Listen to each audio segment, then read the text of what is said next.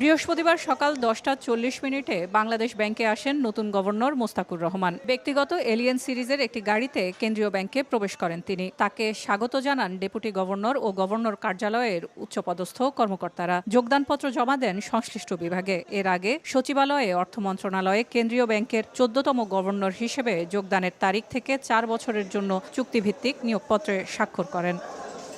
প্রথম কার্যদিবসে বাংলাদেশ ব্যাংকে প্রবেশের সময় সংক্ষিপ্ত অভিব্যক্তিতে নতুন গভর্নর জানান, দায়িত্ব পেয়েছেন, কাজ শুরু করতে চান। কথা বলবো, কাজ করব, আগে কাজ করি পরে কথা বলবো। এর আগে বুধবার অর্থনীতিবিদ ডক্টর আহসান এইচ মনসুরকে গভর্নর পদ থেকে অব্যাহতি দিয়ে তার স্থলাভিষিক্ত ব্যবসায়ী মোস্তাকুর রহমানকে নতুন গভর্নর হিসেবে দায়িত্ব দিয়ে প্রজ্ঞাপন জারি করে অর্থ মন্ত্রণালয়। এর মাধ্যমে এই প্রথম কোনো শিল্পপতি পেলেন কেন্দ্রীয় ব্যাংকের দায়িত্ব। সেলিয়া সুলতানা, সময় সংবাদ, ঢাকা।